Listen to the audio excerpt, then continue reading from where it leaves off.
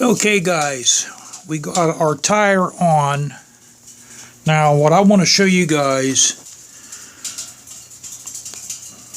is that spacer there, that's your bigger spacer. Okay, I'll also show you a page out of the repair manual. But now there's a ledge on one side of the spacer that has to go toward the inside of the flywheel.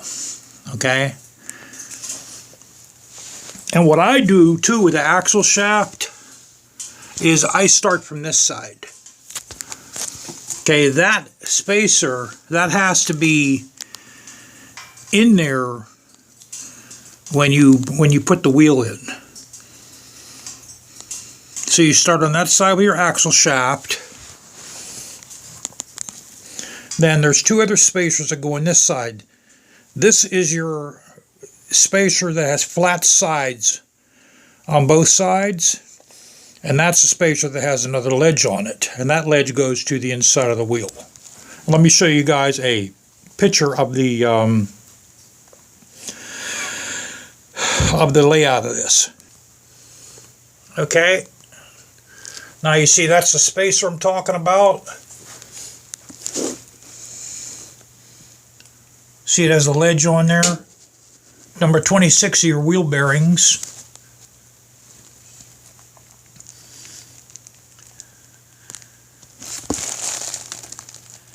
See the ledge on there? That's that spacer that's on the right side of your caliper bracket.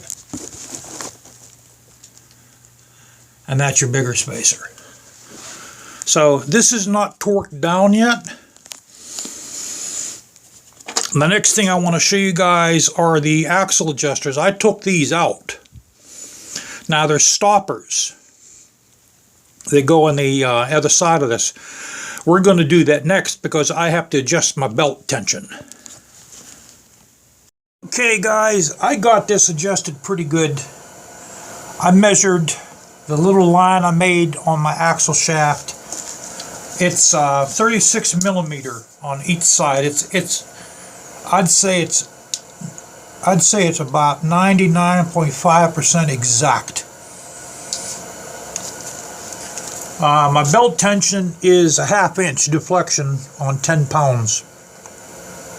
I probably spent the last 45 minutes checking belt tension.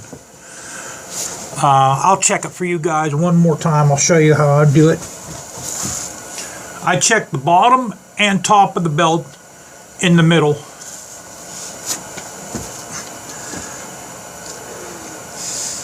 So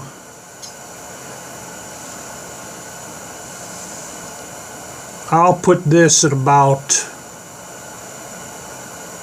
my starting point, and we're going to use my glasses case as the straight line. Okay, we'll put that about right in the middle of where I think the belt is. And I'm using my glasses case as a line of reference.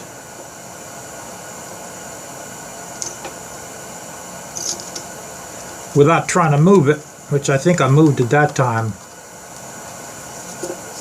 So we'll stick that bastard up in there like that.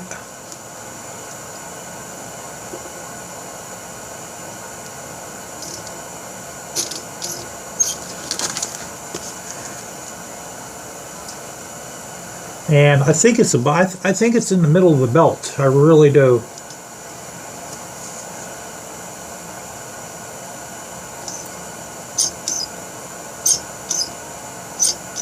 I don't know if you guys can see that.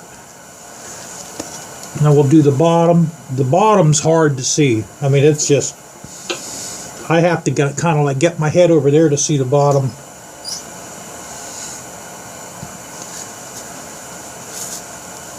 So let me reposition you guys.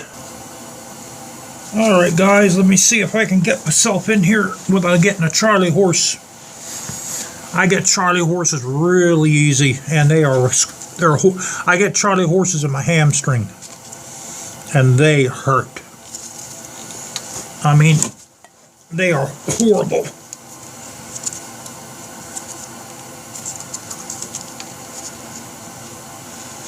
They are absolutely horrible.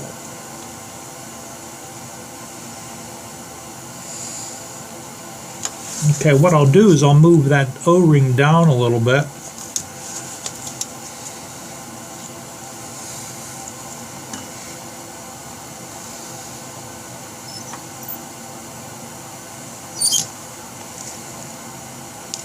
I moved it that time.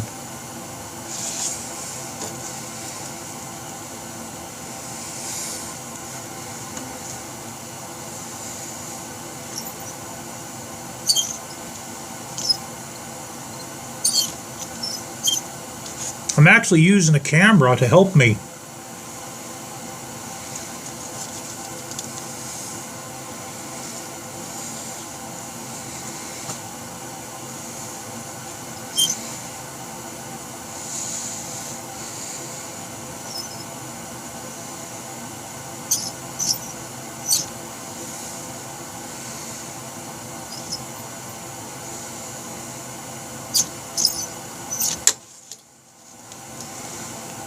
I keep on pushing it up.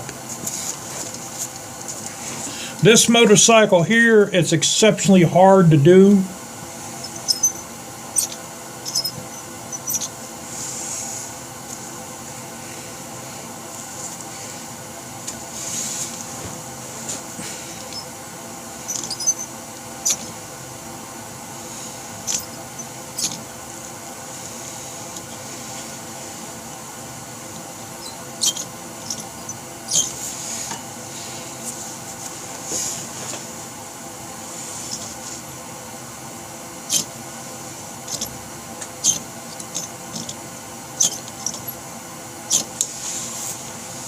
So it's actually just a little over ½ inch. So I'm going to keep it at that because I don't want to break this belt. I do not want this belt to break on me somewhere.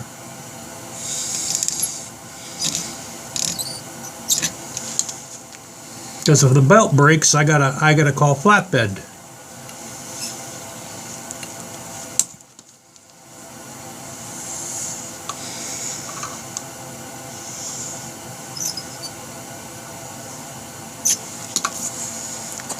We'll do the top one last time. I don't think, yeah, you guys can't see the top from there.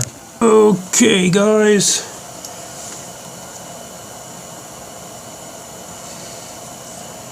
All right, man, let's see here. That's our middle. Let me get my case.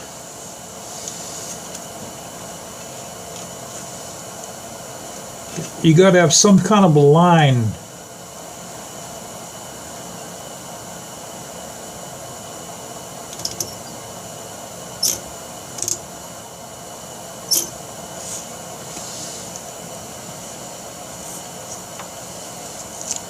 There, now I can see the numbers. You guys can't see nothing, huh?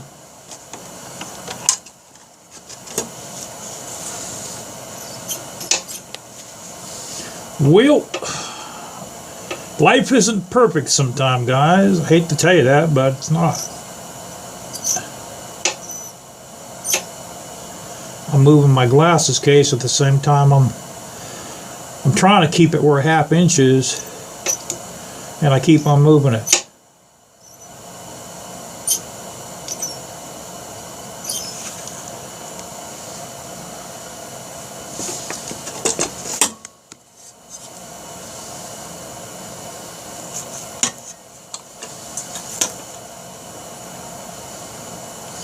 Let me see, what can I use as a reference? I got to keep my head steady.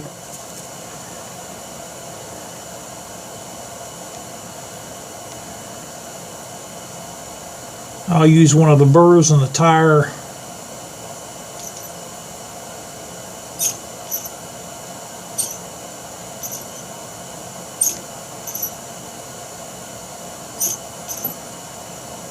You know, it's about 5/8 of an inch. It's a little over, but I'm going to keep it like that. because when the belt gets hot, it'll tense up a little bit more. So, especially in the summer. Right now it's the winter time. I mean, the belt's tight. So I'd say it's about 5/8 of an inch.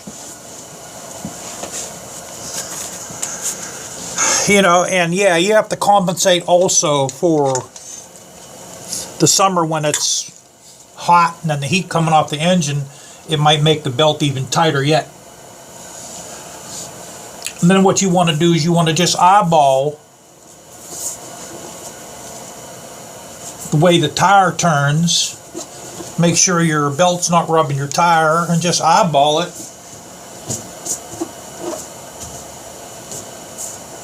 Like the flywheel, I could use the frame as a reference to see if it's cockeyed, and it doesn't look like it's cockeyed at all. It looks like it's turning true. So now we got to put our caliper on and then bleed the brakes. I'll do that tomorrow night.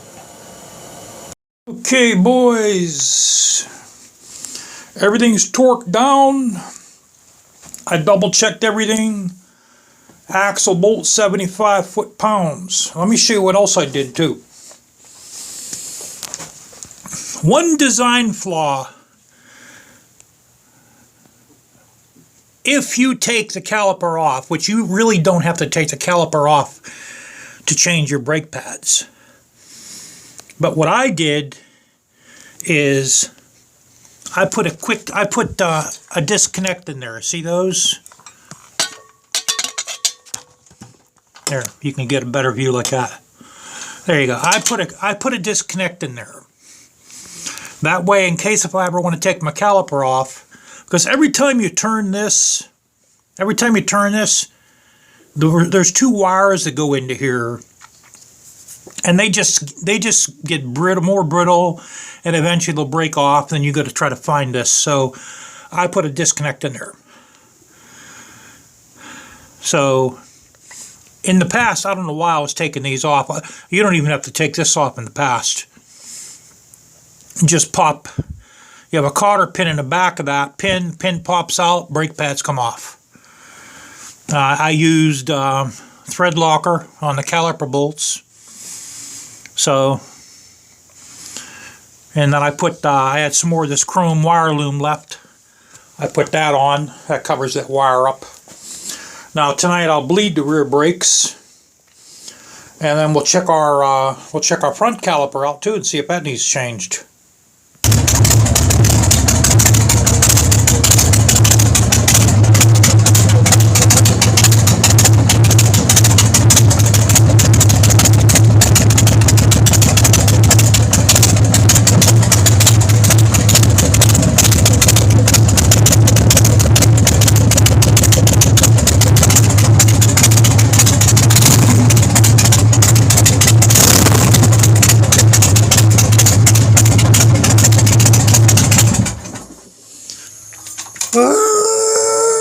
Doggy. I will say one thing, boys. Those bigger pipes, man, do sound damn good. Now you boys see, you can't see in the dark, but you see how the mouth is bigger on those. So it started right up. I haven't started this, I'd say, in about 3 weeks. I'm taking this off too. I'm going to remove that because the seat doesn't really go all the way down because of this. So I'm going to remove that. It might even be this that's stopping it. Oh, excuse me, that's stopping it. So if I put the spring seat on, you know, the only thing this does do, in case if I bottom out, the maybe, you know what, maybe I will leave it on. That way this kind of guards the fender from getting damaged. So yeah, now we have to, I still have to clean the rear wheel up because the installation, you know, there's fingerprints and there's grease all over the caliper bracket, the wheel, the pulley. I'm going to have to get my quick shine out. So this will go back on the jack tonight. And we'll clean the rear wheel up and we'll bleed the rear brake. So, okay, boys. She's just about ready, man, for another year. We got that brand new tire on the back, boys. Okay, guys, I'll check you out.